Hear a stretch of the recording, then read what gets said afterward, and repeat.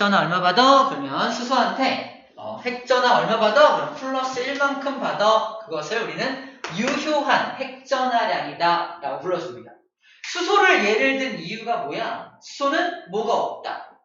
얘가 얘를 잡아당기는 데 있어서 방해하는 요소가 아무것도 없는 거야.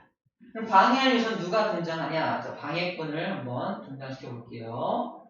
121쪽에 방해꾼들 여기 있네요. 얘는 원자핵이 이 전자를 잡아당기는 유효 핵전화가 있을 거 아니야? 예를 들어서 전자 하나, 둘, 셋, 4개 보이니까 그냥 플러스 4라고 칠게요. 4의 핵전화량으로 얘를 잡아당겨야 될 거 아닙니까? 근데 얘는 1차 껍질이 있고 2차 껍질이 있겠지. 그 안에 있는 전자들이 얘가 얘를 4의 힘으로 잡아당기는 걸 가만둘까? 전자와 전자는 서로 싫어하잖아. 얘를 일로 꺼져 밀어냅니다. 올바로 온전히 플러스 4의 힘을 받지 못하게 만들어. 이걸 다른 말로 가려막기 효과라고 불러줍니다. 가려막기 효과. 안에 있는 전자가 얘 가려막아서 플러스 4의 핵전화를 온전히 느끼지 못해요 라고 말하는 거예요. 가려막기 효과. 안쪽에 있는 전자들의 가려막기 효과가 짱입니다. 장난 아니에요. 막 다 밀어 꺼져 막 다 밀고 있는 거예요. 그런데 또 누구도 문제냐? 같은 껍질에 있는 요 전자 있죠. 같은 껍질에 있는 전자도 가까이 와서 야 뭐해? 얘는 서로 일로 밀겠죠. 어쨌든 안으로 미는 건 방해하죠. 그치? 얘도 약간의 가려막기 효과가 있다 없다? 있다는 거야. 있다는 거. 그래서 같은 전자 껍질에 있는 전자도 가려막기 효과가 있다. 근데 안쪽에 있는 전자 껍질에 있는 전자들은 가려막기 효과가 완전 짱이다. 그래서 중요한 건 얘가 받는 유효 핵전화는 플러스 4가 될 수 있다 없다? 없다. 플러스 4보다 당연히 작을 수밖에 없다라는 겁니다. 근데 그게 정확히 얼마인지는 알 수가 없어. 왜냐면 전자들의 위치가 제각각이잖아. 확률적으로 아무데나 분포할 거 아니야? 이제 플러스 4보다 작다는 건 알겠지만 뭐 얼마인지는 정확히 알 수가 없어. 오케이? 자, 이런 걸 가려막기 효과라고 불러줍니다. 체크할 것들 있죠? 같은 껍질에 있는 전자의 가려막기 효과. 이게 나있죠? 안쪽 껍질에 있는 가려막기 안쪽 전자 껍질에 있는 전자의 가려막기 효과가 같은 전자 껍질에 있는 녀석보다 더 크다라고 되어 있죠? 방금 한 얘기입니다. 안쪽이 짱이야. 안쪽에 더 가려막기 효과가 커요. 그래서 나와 있는 내용이 요거죠. 그래서 나와 있는 내용이 수소 같은 경우는 가려막기 효과가 없으니까 방금 이 그림이죠. 수소 같은 경우는 가려막기 효과가 없으니까 얘가 받는 유효 핵전화가 얼마다? 그냥 플러스 1입니다. 하지만 6번 탄소 같은 경우 얘가 받는 가려막기 효과는 플러스 6이 될 수가 없다? 있다 없다? 없다. 플러스 6보다 당연히 작다라고 표현이 되어 있는 겁니다. 너무 당연한 이야기를 정리해주고 있는 거예요.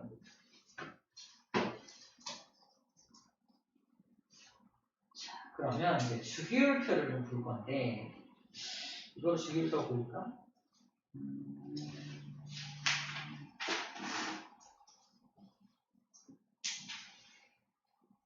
이걸 먼저 볼까요? 자, 이거 보자. 다음 페이지 121쪽에 요 그림이에요. 같은 주기. 2주기죠. 리튬, 베릴륨, 붕소, 탄소 2주기입니다. 2주기 원소들을 원자 번호 순으로 쭉 나열해 놓은 거예요. 3번, 4번, 5번, 6번. 얘들은 같은 주기입니다. 같은 주기에 있는 녀석들이 원자 번호가 증가할수록, 잘 봐. 원자 번호가 증가할수록 플러스 3, 플러스 4, 플러스 5, 플러스 6. 유효 핵전화가 어떻게 되고 있어요? 증가하고 있는 겁니다. 어쨌든 핵전화량이 증가하고 있는 거야. 핵전화량이 증가하고 있는 거예요. 그래서 핵전화가 증가하니까 바깥에 있는 전자를 잡아당기는 힘이 엄청 세겠지. 점점 세질 거 아니야. 그래서 바깥에 있는 전자를 3의 힘으로, 4의 힘으로, 5의 힘으로, 6의 힘으로 잡아당기니까 점점 안으로 좁혀 들어와서 원자의 크기가 점점 작아지고 있는 그림입니다. 자, 이걸 보고서 다시 앞쪽에 표를 봐봐. 이 표입니다. 이게 뭐냐면 1쪽, 2쪽, 13쪽, 14쪽 오른쪽으로 같은 주기에서, 같은 주기에서 원자 번호가 증가할수록 유효 핵전하는 당연히 점점 커지겠죠? 왜?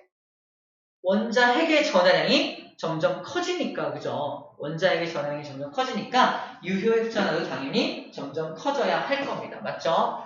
자, 3주기 나트륨부터 아르곤도 마찬가지로 원자 번호가 증가할수록 유효 핵전하가 점점 커지는 걸 볼 수가 있어요. 자, 이거 보자. 리튬하고 나트륨.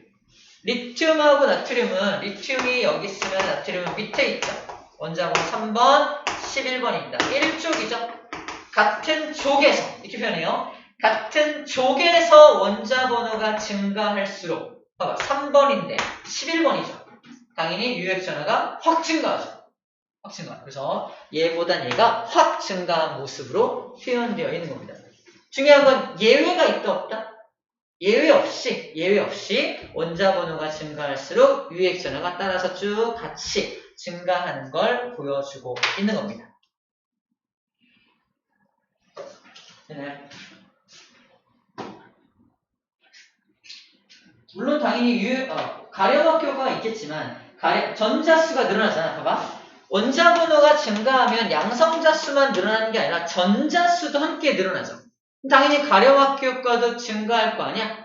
하지만 유효 핵전하, 이 핵전하량이 증가하는 것보다는 가려막 효과의 효과가 좀 떨어진다 보면 됩니다. 그래서 유효 핵전하는 증가할 수밖에 없어. 다시 핵전하가 증가하는 것과 가려막 효과가 증가하는 것 중에 누가 더 큰 영향력을 끼친다? 핵전하량이 증가하는 게 더 큰 영향력을 끼치기 때문에 전체적으로 봤을 때 유효한 핵전하는 증가할 수밖에 없다라고 표현하는 겁니다. 이해됐습니까? 오케이. 유효 핵전하를 정리를 해본 거예요. 됐습니다. 자, 이제 원자 반지름 얘기를 좀 해볼게요. 원자 반지름. 일단 기본적인 내용은 원자의 반지름을 잴 수 있을까요? 원자의 반지름을 잴 수 있을까? 우리 오비탈 배웠잖아요. 오비탈은 원자가 있으면 가운데 원자 핵이 있고 주변에 전자가 확률적으로 분포하는 거잖아. 이게 원자잖아. 그치? 원자가 모양이 있는 거 없는 거야. 딱히 모양이 어떤 모양이다라고 할 수 없는 거지? 그걸 잡아가지고 뭐지? 지름을 잴 수 있냐? 반지름 잴 수 있어? 어려울 거 아니야. 그래서 아이디어를 낸 게 뭐다? 원자가 결합한 녀석, 원자가 결합한 녀석을 준비한 다음에 이 결합하고 나면 결합을 한 모습이야. 결합을 하고 나면은 원자핵과 원자핵 사이의 지름은 내가 잴 수가 있어요. 왜? 질량이 엄청 크잖아. 질량이 엄청 큰 원자핵과 또 다른 질량이 엄청 큰 원자핵 사이에 그 사이의 길이는 잴 수 있단 말이야. 그거를 반 자르면 뭐가 되겠어? 원자의 반지름을 알 수 있는 겁니다. 그죠? 그래서 이렇게 해서 원자의 반지름을 잴 수 있는 아이디어를 도입해서 원자의 반지름을 잴 수 있다 없다 이제는? 잴 수 있다는 거야. 잴 수 있다. 금속도 마찬가지로 이렇게 금속 결합을 하고 있는 녀석을 원자핵과 원자핵 사이에 이 지름을 재가지고 반 잘라가지고 이제 금속인 녀석도 원자의 반지름을 잴 수 있다라는 말을 하고 있는 겁니다. 자, 원자 반지름을 잴 수 있다는 얘기를 하고 있는 거고요. 그래서 다시 보면은 이렇게 봐봐. 원자의 반지름을 쟀더니 리튬보다 베릴륨의 반지름이 작죠. 그 이유가 뭡니까? 라고 물어보면 이렇게 말해야 됩니다. 3번보다 4번이 유효 핵전하가 더 크기 때문에 밖에 있는 전자를 더 센 힘으로 잡아당기기 때문인 거죠. 오케이? 같은 이유로 4번보다는 5번보다는 6번이 더 센 힘으로 전자를 잡아당길 테니까 당연히 원자의 반지름은 작아질 수밖에 없을 겁니다. 그죠? 그래서 3, 4, 5, 6, 7, 8, 9 이렇게 원자 번호가 이렇게 증가하면 증가할수록 유효액 전하가 쭉 증가한다. 그죠? 원자 반지름은 당연히 쭉 작아질 수밖에 없겠죠. 그렇죠? 너무 당연한 이야기를 하고 여기도 예외가 없습니다. 예외 없이 다 맞아 들어가고 있는 거예요. 같은 주기일 때입니다. 같은 주기일 때 이렇게 성립하는 거고요. 같은 족일 때는요. 같은 족.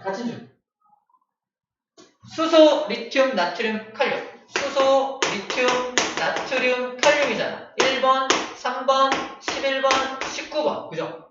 같은 족입니다. 같은 족에서는 얘는 1축이고 얘는 2축이고 얘는 3축이 4축이죠. 이게 뭘 의미하지? 껍질의 개수였죠. 껍질 수가 훅 늘어나는 거니까 당연히 원자 반지름은 커집니다.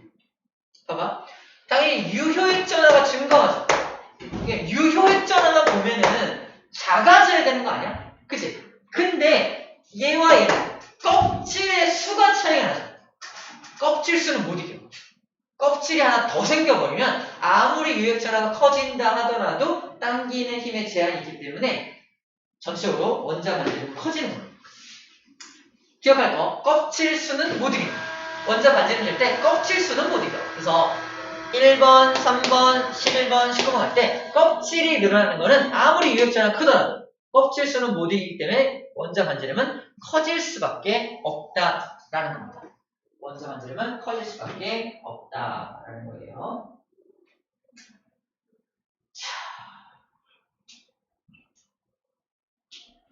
이렇게 많이 물어보겠죠? 만약에 시험 문제 내가 이렇게 낼 거예요. 같은 족에서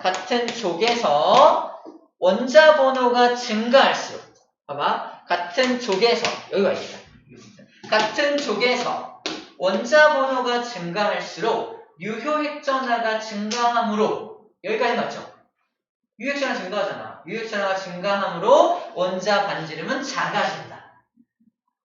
틀린 말이라는 겁니다. 같은 족일 경우에는 껍질이 늘어나기 때문에 원자 반지름은 오히려 탕탕탕 커지는 요 그림을 기억해 주어야 한다라는 거예요. 아시겠죠?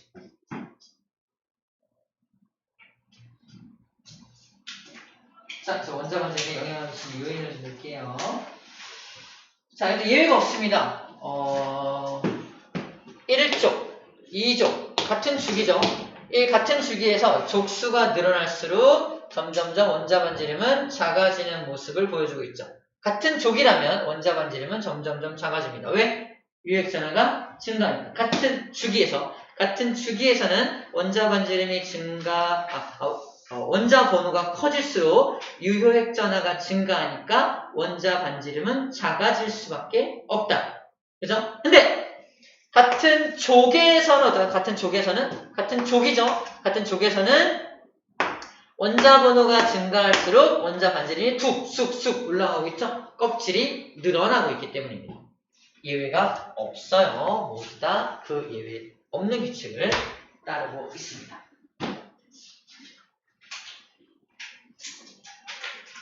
자, 이제 이온 반지름 볼게요. 이온 반지름은요.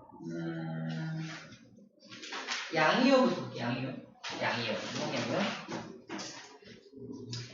나트륨이에요. 나트륨은 원자번호 11번이라서 1차 껍질에 전자 2개, 2차 껍질에 8개, 나머지 하나는 3차 껍질에 이렇게 딱 있어야 합니다. 안정한가요? 불안정한가요? 불안정합니다. 무슨 규칙을 만족하지 못해서? 옥텟 규칙을 만족하지 못해서 불안정해요. 그죠? 근데 옥텟 규칙을 만족하기 위해서 3차 껍질에 있는 전자 하나를 버리는 방법이 있고요. 3차 껍질에 전자 7개를 가져오는 방법이 있습니다. 옥텟 규칙에 의하면. 어떻게 더 간편하다? 버리는 게 간편하다. 그래서 전자 하나를 버려버린다. 전자를 버려버리면 양성자는 11개인데 전자가 몇 개만 남아? 10개만 남죠. 그러므로 무슨 전기를 띠게 돼? 플러스 1값의 전기를 띠게 됩니다.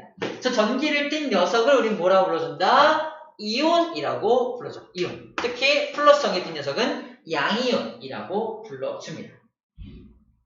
자, 그러면 나트륨이 전자를 버리면 전자만 버려지는 게 아니라 이 전자가 들어있던 껍질을 아예 버려버리는 거예요. 껍질이 사라져 버렸으니까 조그매지겠죠?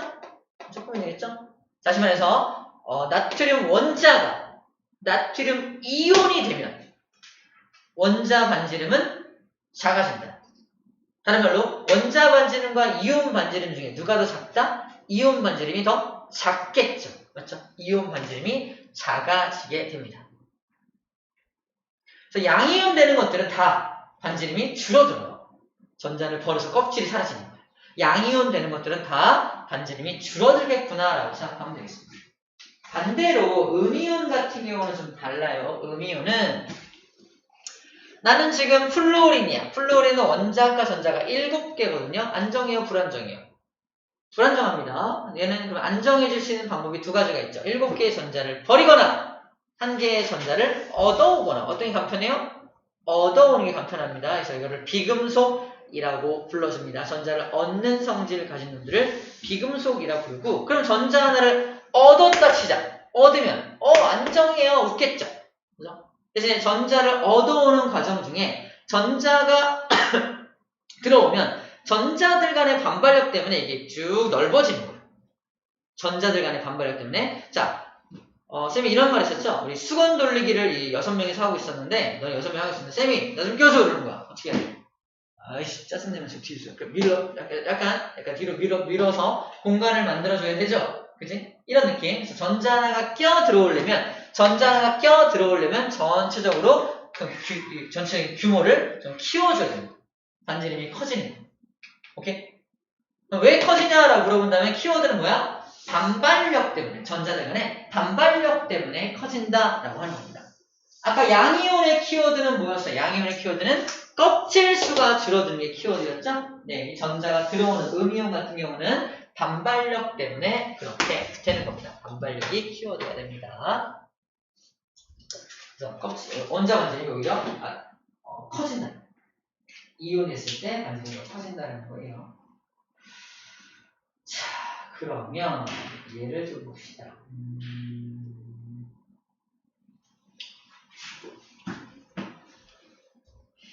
나트륨 1 플러스, 마그네슘 2 플러스, 알루미늄 3 플러스, 산소, 플로린.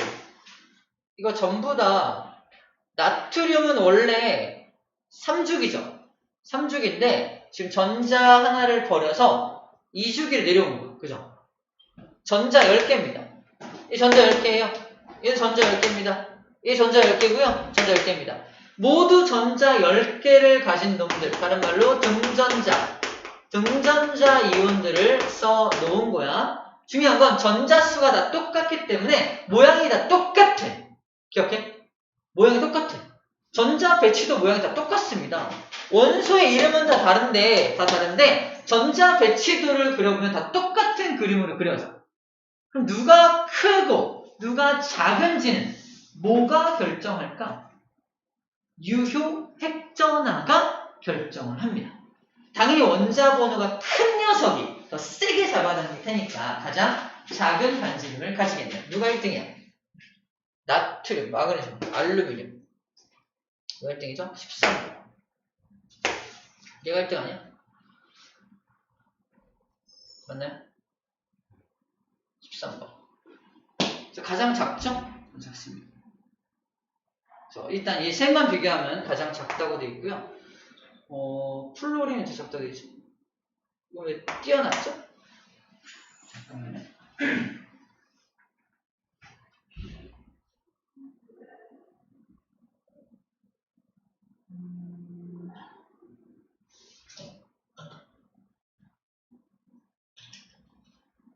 양이온 따로, 음이온 따로 일단 하고 있네요. 양이온 따로, 음이온 따로 하고 있는데 어쨌든 양이온에서 제일 작은 거고 음이온에서는 얘가 원자번호 9번이니까 좀 더 유액자랑 크니까 제일 작겠죠? 근데 굳이 얘랑 비교한다고 하더라도 얘가 더 작습니다. 더 작아요. 양이온 따로, 음이온 따로 하고 있네요. 자, 이제 같은 족을 볼게요. 같은 족. 같은 족. 자, 리튬, 나트륨, 칼륨, 플로린. 자, 이거는 1족이고요. 얘는 17족이죠? 자, 하나씩 볼게요. 같은 족에서. 자, 얘는 전자가 하나 버려 2개죠? 전자 2개고. 얘는 전자가 몇 개야? 10개죠? 전자가 18개죠? 그지? 그러면 얘는 이 2개니까 1, 껍질 하나. 가운데 녀석은 껍질 2개. 얘는 껍질이 3개죠?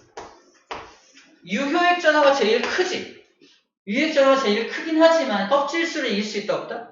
껍질 수를 이길 수는 없다. 그래서 제일 원자 반지름이 큰 건 누구다? 칼륨이 원자 반지름이 제일 크겠네요.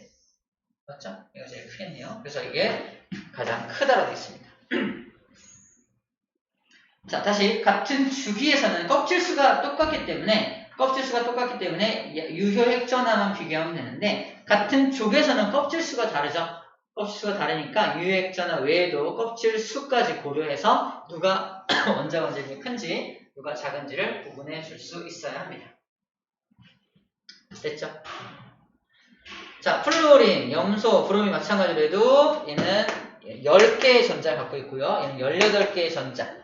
얘는 몇 개? 36개의 전자를 갖고 있겠네요. 어쨌든 같은 족인데 껍질이 얘가 제일 많겠죠? 껍질이 많으니까 가장 원자 반지름도 크다라고 되어 있는 겁니다. 충분히 상식적으로 이해할 수 있는 부분들이에요. 방금 배웠던 유효 핵전화와 껍질의 개념만 잘 알고 있으면 될 것 같습니다. 자, 이제 이 표를 볼게요.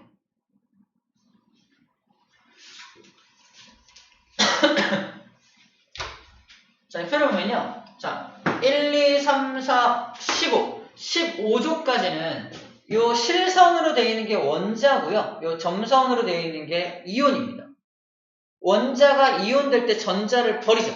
전자 버리면서 껍질을 버리죠. 껍질을 버리니까 이온 반지름은 작아지는 모습이야. 얘는 원자 번호가 더 크죠. 그래서 얘도 마찬가지로 이온 반지름이 작아질 텐데 원자 번호가 더 크니까 유효액전화가 증가해서 전체적인 반지름은 더 작아져 있는 모습이에요. 마찬가지죠. 점점 뭐가 크니까 유효액전화가 커지니까 이온 반지름이든 원자 반지름이든 점점점 작아지고 있는 모습을 보여주고 있는 겁니다. 그러니까 이해됐나요? 근데 문제는 뭐냐면 16쪽, 17쪽이야. 얘네들은 비금속이죠. 이온화될 때 전자를 얻습니다. 전자를 얻어요. 전자를 얻으니까 오히려 이온 반지름이 확 커지죠. 얻는 것들. 그래서 원자가 요딴 모양이었다면 이온은 이딴 모양으로 커집니다. 확 커져. 얘는 어때요? 전자 또 받으니까 원자가 요딴 모양이었는데 이온 반지름은 요만해집니다. 둘 중에 누가 더 커요? 비교하면 둘 중에는 얘가 더 크죠. 이유는 뭐야? 얘가 유효핵전화가 더 크죠. 어쨌든 더 잡아당기는 힘이 더 크니까 원자 반지름, 이온 반지름은 조금 더 작은 모습을 보여주고 있습니다. 자, 전자를 얻었을 때 반발력 때문에 이온 반지름이 더 커질 텐데 그 안에서도 유효핵전화를 고려해서 누가 더 큰지 누가 더 작은지를 비교할 수가 있게 되겠죠. 마찬가지입니다. 어려운 거 없습니다. 이 등전자는 아까 했던 거 음이온이든 양이온이든 상관없이 같은 전자수를 가진다면 원자 번호 큰 게 가장 작다. 원자 번호 큰 게 유효액전화가 제일 크니까 싹 잡아당겨가지고 제일 작은 모습을 한다는 거야. 마찬가지 얘들 전부 다 18개의 전자를 가진 놈들을 모아놓은 건데 원자 번호가 제일 큰 녀석이 유효액전화가 제일 크니까 제일 세게 잡아당겨서 반지름은 제일 작을 것이다 라는 걸 보여주고 있습니다. 자, 이렇게 원자 반지름과 이온에 영향을 주는 요인들 정리해 놓은 거고요. 껍질이 제일 큰 영향을 끼치죠. 껍질이 커지면 유효액전화 다 소용없다 라는 거고, 유효액전화는 또 누굴 이겨? 가려막 효과 정도는 충분히 이기죠. 가려막 효과 정도는 충분히 이길 수가 있습니다.